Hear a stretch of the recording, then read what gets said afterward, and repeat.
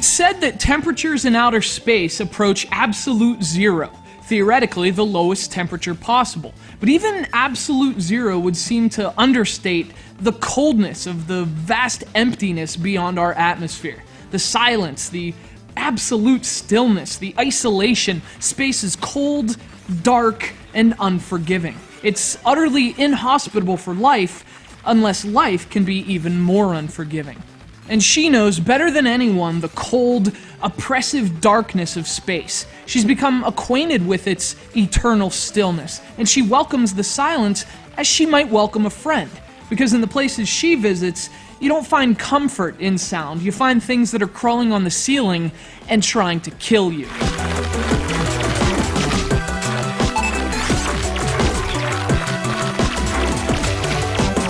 Her name is Genosa Arma, and such is her story, but it's not hers alone. In fact, that whole introduction I just gave, that wasn't written for Ms. Arma, it was written for a Ms. Aaron. As funny as it may be that an unused part written for an old Metroid review could be reborn as the intro for an entirely different game, the fact that it isn't so different is the larger point here. Genosa's debut is an underrated gem on the Nintendo DS, but it's basically just Metroid with more action and more ponytail. Its originality, or lack thereof, notwithstanding, SCURGE HIVE delivers in every other area that matters. Developed by the presumably defunct Orbital Media and brought to the Nintendo DS by South Peak Games, SCURGE HIVE borrows heavily from Nintendo's own Metroid. The protagonist is a female bounty hunter who wears a cool suit that lets her shoot stuff from her arm. She kills lots of gruesome space monsters, and she gets infected by an unknown space parasite that's slowly killing her. Honestly, that's as much a description of Metroid Prime 3 as SCURGE HIVE. So if you like Metroid, SCURGE is a must-play. But if you're not into Samus, you should know there are also some important differences between her and Genosa. And no, it's not just their hair color.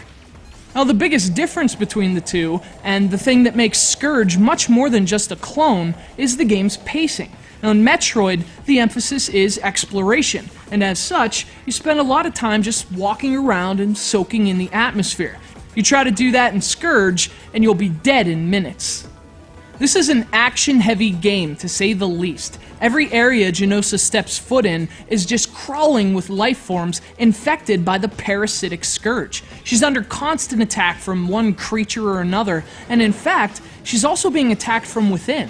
Her own infection is slowly taking over her body, and if she can't find a decontamination chamber before her infection percentage reaches 100, the SCURGE overtakes her.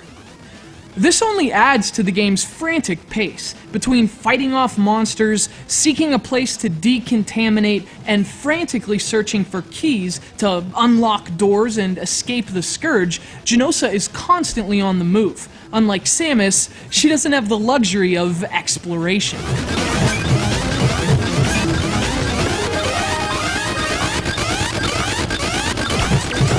But of course, she's also quite a bit like Samus as well.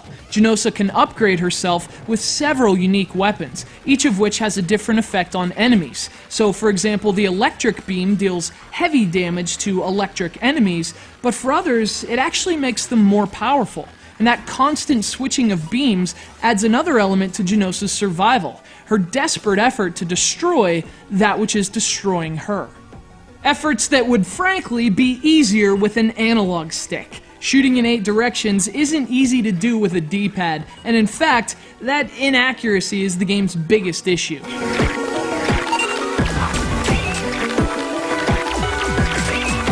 Although it went largely under the radar during its 2006 release, SCURGE has been a personal favorite of mine for years on the DS and the Game Boy Advance. It's challenging, it's gorgeous, and although it may not be original in concept, it's very much its own beast in execution. SCURGE HIVE is a fantastic game, and it's proof that, with a spunky redhead, space doesn't have to be quite so lonely.